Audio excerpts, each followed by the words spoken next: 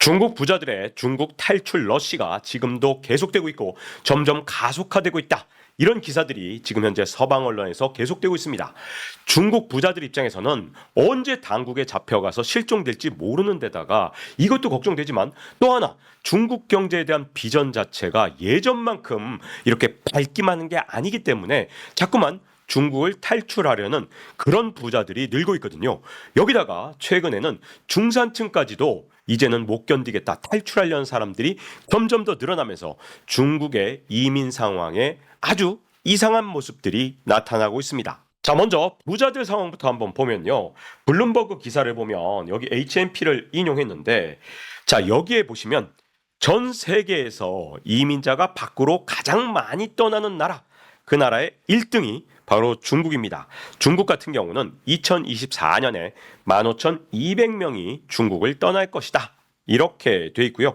영국이 9,500명, 그리고 인디아가 4,300명, 그리고 한국이 1,200명으로 이게 탑5 안에 든 건 이번이 처음인 것 같은데요. 한국에서 이렇게 이민 행렬이 늘어난 것은 물론 뭐 기존의 언론들이 주장하는 것처럼 뭐 세금 부담 뭐 이런 것 때문일 수도 있지만 가장 큰 문제점은 우리나라는 이렇게 이민을 갔다가 그 다음에 나중에 나이가 들어서 한국에 오면 다시 건강보험이 살아나는 기적 같은 나라입니다. 그래서 이 부분에 있어서는 분명히 제도 보완이 있어야 한다. 이렇게 생각이 드는데요. 오늘은 중국 얘기니까 중국 얘기를 좀 더 자세히 들어가도록 하겠습니다. 자, 이건 블룸버그 기사를 제가 모은 겁니다. 아니, 블룸버그가 그동안 데이터를 이렇게 좀 모아서 기사를 쓰면 좀 덧납니까? 할 수 없이 제가 기사를 다 찾아갔습니다. 그래서 2022년 기사를 보니까 1,800명으로 나왔고요. 23년 예상치가 13,500명, 그리고 24년에는 15,200명으로 중국 100만 장자의 해외 이주가 점점 더 늘어나고 있는 것으로, 그것도 점점 가속화되는 것으로 나타났습니다. 그러면 어떤 사람들이 중국 국적을 버리고 있느냐? 이게 일반적인 사람들이 아니라 백만장자들, 그 중에서도 바쁘라고 할 수 있는 사람들도 중국 국적을 버리는 경우가 점점 더 늘어나고 있는데요. 그 대표적인 사람이 SEM 코퍼레이션인데 여기에 회장 폴 샤오밍 리, 이건 미국 이름이고요. 원래 중국 이름은 리 샤오밍입니다. 근데 이 리 샤오밍 회장이 윈난성 최고 부자라고 불리던 사람이거든요. 그런데 재산이 380억 위안, 7조 원 정도로 추정이 됩니다. 그런데 가족 6명 중에 5명 정도를 이미 다 미국 시민으로 바꿔놓고 본인도 2021년 기록을 보니까 미국 시민권 취득한 사실이 드러났거든요. 그래서 이분이 언제 미국 시민권을 취득했는지는 분명치 않지만 21년 당시에는 미국 시민권자로 변해 있었습니다. 그런데 문제는 22년에 이 사람이 무슨 일을 했느냐? 100억 위안 갖고 있는 자산 중에서 1조 9천억 원을 현금화를 했습니다. 그랬다가 그만 당국에 적발이 된 거예요. 아니, 네가 국적도 몰래 미국으로 바꿔놓고 아니 돈도 다 현금화해? 너 이 돈 갖고 튀려고 그러는 거지. 그래서 이게 들키는 바람에 가택연금이 됐었고요. 뭐 어떻게 중국 당국하고 합의를 했는지 모르겠지만 지금은 가택연금이 풀려서 일단은 대외 활동을 다시 시작했습니다. 근데 이 재산이 어떻게 됐는지 이런 부분에 대해서는 더 이상 후속 기사가 나오지 않고 있어서 정확한 내막은 현재는 알려지지 않고 있습니다. 그런데 여기에 성공적으로 국적을 바꾼 사람이 있습니다. 하이디라오, 혹시 들어보신 분 계실지도 모르는데 우리나라에 최근에 진출을 많이 했죠. 보니까 2030 세대한테 아주 큰 인기를 끌고 있는 게 바로 허거 전문점 하이디라오더라고요. 한국에도 최근에는 지점이 굉장히 많이 늘어났습니다. 원래 이 하이디라오는 수찬성에서 시작했는데요. 그런데 이분은 정말 현명하게 행동을 했습니다. 2012년에 싱가포르에 1호 해외 점포를 만든 다음에 2018년부터 가족부터 이렇게 싱가포르로 이주를 시킨 겁니다. 그리고 나서 전 재산을 싱가포르로 옮기고 나서 본인도 싱가포르 국적을 취득했습니다. 물론 이 과정에서 이분도 큰 고초를 겪었습니다. 원래 자산이 46조 원이었는데 7.8조 원으로 자산이 축소됐습니다. 현재 우리나라에서 가장 부자가 17조 원을 갖고 있거든요. 근데 이 허거 전문점 회장님이 우리나라에서 가장 부자보다도 2배 이상 부자였었다가 이제는 7.8조 원으로 축소가 된 겁니다. 물론 이 과정에서 이분이 경영을 잘못한 건지 아니면 중국 국적을 버리는 순간 이 하이디라오 중국 내에서의 영업을 중국 당국이 여러 가지 방법으로 방해를 해서 이렇게 재산이 줄었는지는 논쟁의 여지가 있습니다만, 이분은 싱가포르 국적으로 옮긴 다음에 굉장히 미소를 짓고 다니시더라고요. 항상 이 표정이에요. 왜냐? 제가 보기엔 자산이 줄어든 것보다 어떻게 보면 위험성을 줄인 게 이분한테 훨씬 더 즐거움을 준 게 아닌가, 이런 생각이 좀 듭니다. 이렇게 중국 국적을 버린 사람 중에서 수농빈은요, 부자이기도 하지만 또 비밀스러운 사교 클럽, 중국 재벌들의 모임 태산회의 준 회원이기도 하거든요. 그리고 레노버에 임원해서 순학 차이나라고 중국에서 세 번째로 큰 부동산 건설 회사의 창업주이기도 하기 때문에 서방에서도 굉장히 잘 알려진 인물입니다. 근데 수농빈 하니까 여러분들 혹시 화폐 전쟁의 저자 수농빈을 떠올리시는 분들이 계실 것 같은데, 그 수농빈 아닙니다. 철자도 완전히 달라요. 우리 한글로 옮겼을 때 발음이 비슷합니다. 수농빈. 그래서 혹시라도 착각하실까봐 화폐 전쟁의 저자가 아닌 수농빈, 이분은 재벌 수농빈입니다. 근데 수농빈이 한때는 280억 달러, 우리 돈으로 38조 원을 갖고 있었다는 얘기가 있지만, 근데 그 뒤로 엄청나게 고초를 당했습니다. 아무래도 미국 시민권 따고 그러면 안 되잖아요. 그러면 어떻게 되겠습니까? 다양한 방법으로 뭐 실형도 선고받고, 그리고 순학 차이나 이 회사도 파산 보호 신청을 해서 현재 포브스지 기준으로는 자산이 크게 줄어들어서 28억 달러로 10분의 1 토막이 났습니다. 근데 제가 2003년부터 중국 출장을 몇 번 갔었거든요. 근데 중국 갈 때마다 항상 느끼는 건데, 중국은 돈 많으면 진짜 살기 좋은 나라입니다. 한국이 돈 많으면 살기 좋은 나라다? 중국하고는 비교가 안 돼요. 왜냐하면 여기는 돈으로 안 되는 게 거의 없습니다. 그리고 돈이 있으면 아예 모든 게 달라집니다. 그야말로 누리는 것들, 모든 것들이 우리 한국하고 달리 아예 차원이 다르기 때문에 중국의 부자들은 진짜 돈 쓰는 맛이 있다 해도 과언이 아니거든요. 그런데 이런 최고의 부호들이 왜 중국을 떠나는 걸까요? 여러분도 아마 답을 알고 계시겠지만 걸핏하면 실종이 되죠. 거기다가 자기가 진짜 목숨 걸고 일궈 놓은 회사를 한순간에 빼앗길 수도 있기 때문에 기회만 되면 자꾸 해외로 도피하려는 그런 성향이 중국의 재벌 사회에서 점점 더 늘고 있는 겁니다. 그 대표적인 사례가 여러분들도 잘 알고 계시는 알리바바의 마윈 회장 사례죠. 자, 마윈 회장 같은 경우 어떤 고초를 겪었느냐? 2020년 10월에 마윈이 사실상 실종이 됐습니다. 왜 그러냐? 예정된 모든 행사에 불참을 한 거예요. 큰 행사도 많았는데 이거 하나도 참석을 못했습니다. 그래서 이것도 당국에 잡혀갔구나, 이런 얘기가 나왔는데, 근데 이렇게 마윈이 실종된 다음에 그 다음 달 11월에 마윈의 최측근인 챔펑 레이가 불의의 습격을 당했습니다. 그것도 어디서 당했느냐? 홍콩의 고급 사교 클럽을 나오는데 그 입구에서 갑자기 테러를 당했거든요.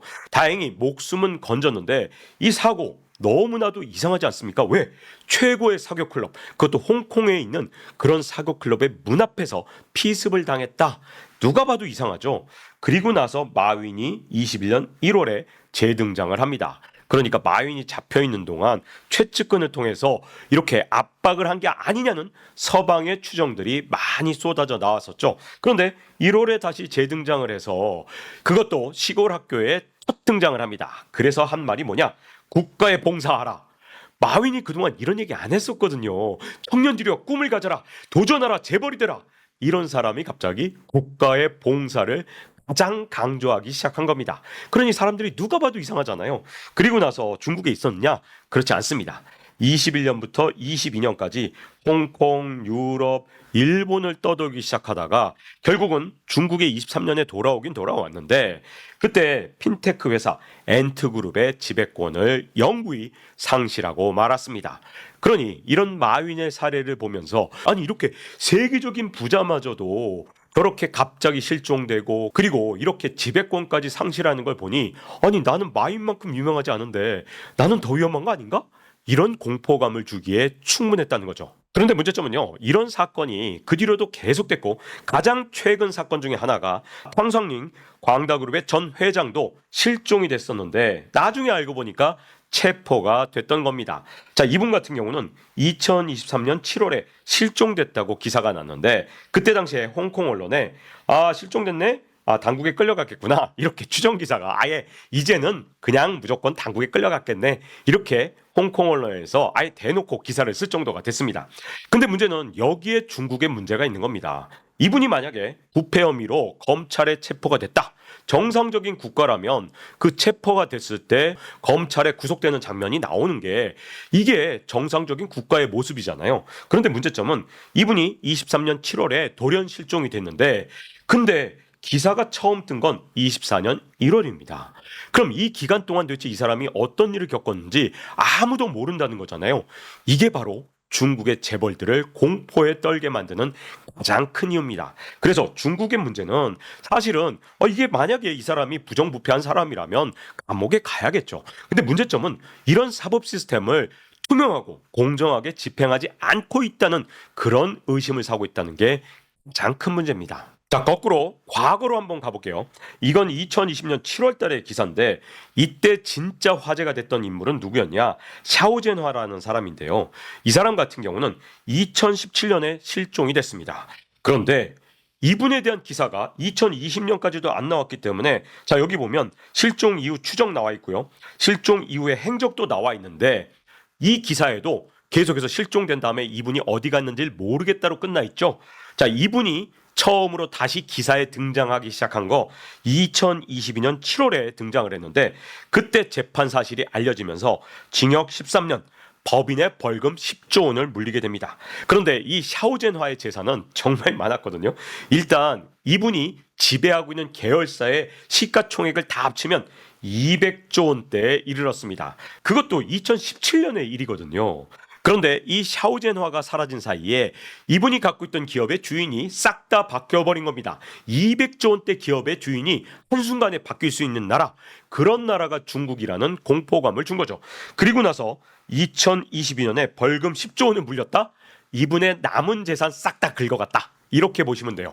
그러니까 200조 원대 기업을 갖고 있는 사람도 실종돼서 도대체 몇 년을 재판받았는지 그동안 5년 동안 무슨 고초를 겪었는지 이것조차가 다 베일에 쌓여있다는 건 중국의 재벌들한테 얼마나 공포감이겠습니까? 이뿐만 아니라 런즈창 같은 경우는 딱 한마디 했어요. 2020년 3월에 코로나19가 중국에서 확산되기 시작하니까 그때 시진핑 주석에 대해서 이 벌거벗은 광대로 빗댄 겁니다. 벌거벗은 광대 한마디에 징역 18년형. 물론 중국 당국에서는 이 사람이 부정부패해서 내가 잡아놓은 거지 결코 시진핑 주석을 비판했기 때문이 아니다 라고 주장을 하지만 이 발언을 하자마자 바로 실종이 됐고요. 그리고 6개월 뒤에 재판 사실이 알려졌고 그 뒤에 결국은 18년형을 받는 이런 상황이 오니까 아니 이게 시진핑 주석 비판해서 그런 거 아니냐, 서방이든 아니면 중국 내에서든 다들 그렇게 의심하도록 만든 거죠. 중국 정부가 아무리 아니라 그래도 이걸 믿는 사람이 거의 없는 겁니다. 자, 이렇게 중국에서 자꾸만 시진핑 주석을 비판한다든가 그러기만 하면 세무조사 때려맞고 징역형 잡혀 들어가고 이러니까 중국의 재벌들은 아니 우리가 그동안 공산주의 체제지만 그래도 시장은 자본주의 체제를 갖고 온 게 아니냐라는 믿음을 갖고 있었는데 그게 아닌가 보다. 우리는 진짜 공산주의구나. 여전히 똑같구나. 라는 공포감에 휩싸이니까 결국 어떻게 하느냐. 중국인들이 이제 중국 국적을 버리고 기회만 있으면 해외로 빠져나가려고 진짜 온갖 노력을 기울이기 시작했습니다. 그래서 뉴욕타임스 기사를 보면요. 23년입니다. 이때 중국 가계와 민간 기업을 중심으로 한 달에 약 500억 달러. 우리 돈으로 70조 원, 1년이면 840조 원이 중국 밖으로 빠져나갔다. 이런 기사를 썼는데요. 840조 원. 우리나라 1년 예산이 700조 원이 안 되거든요. 우리나라 1년 예산보다 더 많은 돈이 중국 밖으로 빠져나가고 있다고 뉴욕타임스에서 기사를 쓴 겁니다.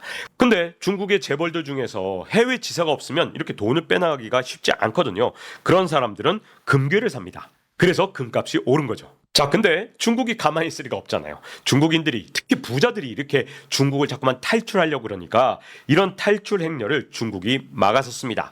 자, 어떤 시스템을 중국에서는 원래부터 갖고 있느냐? 중국은 철저하게 5만 달러 이상의 해외 송금 그리고 환전 자체가 불가능하도록 막아놨습니다. 해외 송금이나 환전이 가능하려면 증빙 자료를 내야 되는데 이런 규제를 넘어서서 해외 송금이나 환전이 가능하려면 증빙 자료가 필요한데 그러려면 중국 정부가 해외 투자를 미는 산업에 해외 투자가 있는 기업한테만 5만 달러 이상의 해외 송금을 예외적으로 인정해주고 있습니다. 그리고 중국 부자들이 가상자산으로 자꾸만 해외로 돈을 빼돌리니까 가상자산을 아주 철저하게 규제하고 있습니다. 근데 여러분, 이 가상자산 규제한다고 100% 규제할 수 있는 게 아니잖아요. 당연히 가상자산으로 빼돌리는 사람 여전히 많습니다. 자, 이렇게 중국 당국이 해외 탈출을 막기 위해서 온갖 방패를 만드니까 중국 부자들은 또 날카로운 창을 또 만들었습니다. 어떻게 하느냐? 해외에 투자한다고 속인 다음에 이렇게 해외에 투자한 척하고 돈을 빼돌리는 거예요. 그리고 해외에서 매출을 축소하는 방법으로 역시 또 돈을 빼돌리는 겁니다. 일단 해외로 가져나간 다음에는 빼돌릴 수 있는 방법이 굉장히 많기 때문에 중국의 부자들이라면 기회만 되면 무조건 해외 투자를 하려고 진짜 많은 노력을 합니다. 그리고 또 다른 방법 중에 하나는 유학 비자를 활용해서 먼저 가족부터 해외로 빼돌립니다. 아까 말씀드렸던 장용 하이디라오 회장 같은 경우가 대표적으로 이렇게 가족부터 싱가포르에 보낸 다음에 본인도 싱가포르 국적을 취득하는 데 성공해서 이렇게 중국의 탈출에 성공한 대표적인 재벌이 된 겁니다. 이렇게 중국을 탈출하려는 중국의 부호들과 이걸 막으려는 중국 당국의 싸움은 마치 장군 멍군을 거듭하듯이 치열한 경쟁을 하고 있는데요. 자, 이래도 불구하고 탈출하는 사람들이 정말 많으니까 더욱더 해외 탈출 규제를 강화했는데요. 당장 중국 공산당 여권 발급 요건 강화 이런 기사도 있죠. 또 블룸버그에서는 중국 부호 이탈을 막기 위해서 자녀 유학 비자를 단속하기 시작했습니다. 최근에 중국의 유학생이 줄어든 건 미국이나 이런 호주 같은 나라가 중국 유학생을 안 받아준 것도 있지만 더 큰 이유는 이런 유학 비자 자체를 신청하지 못하도록 중국 당국이 계속 막고 있다는 것도 아주 중요한 이유 중에 하나입니다. 그런데 문제는 이게 부유층, 특히 갑부층에서 시작된 차이나 엑소더스가 이제는 중산층까지 확산되고 있다는 건데요. 자, 이게 중국에서 외부로 빠져나간 이민 행렬을 나타내는 그래프입니다. 여러분들도 예상하시겠지만 천안문 사태 이게 정말 컸죠. 그 뒤에 중국 사람들이 중국을 빠져나가는 행렬이 굉장히 거셌습니다.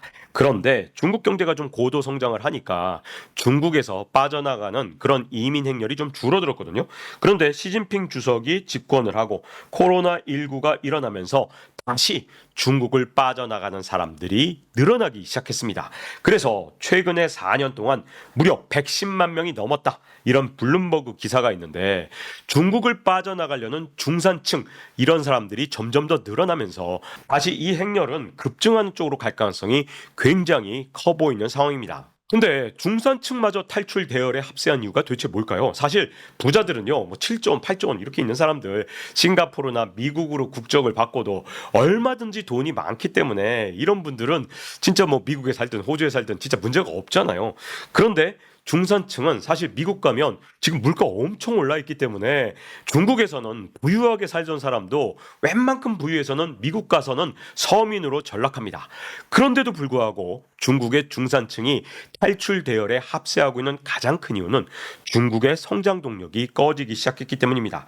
자, 물론 이건 어디까지나 전망치지만 중국의 경제 성장률 지금은 5%대지만 앞으로는 3%대로 낮아질 것이다. 이런 전망이 있죠.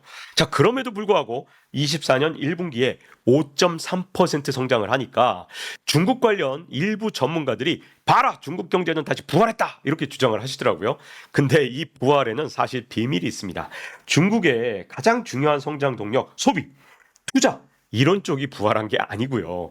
중국에서 밀어내기 수출을 많이 했기 때문에 GDP 결정식에서 수출이 늘어나니까 당연히 성장률이 높아진 것처럼 나타난 겁니다. 그런데 이 밀어내기 수출 미국과 유럽 그리고 튀르키예 같은 나라까지 고관세 부과하면서 밀어내기 수출에 대해서 장벽을 쌓기 시작했기 때문에 제가 보기에 이 밀어내기 수출 하반기부터는 정말 쉽지 않을 겁니다. 아마 몇몇 호구 나라를 상대로 해서 이 수출을 겨우겨우 명맥만 이어나갈 가능성이 큽니다.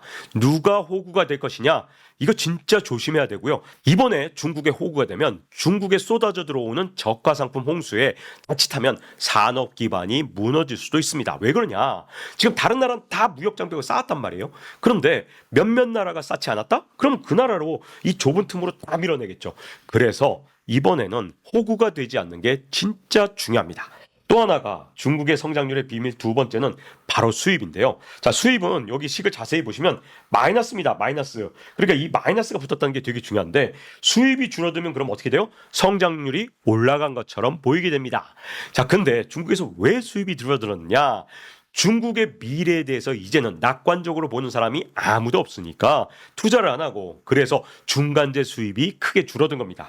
그래서 일시적으로 1분기에 성장률이 올라간 것처럼 보이지만 사실상 이 수입이 줄어든 게 중국의 성장 동력 약화를 보여주는 거기 때문에 사실 앞으로 중국의 성장률이 더 떨어지는 일종의 반짝 효과다.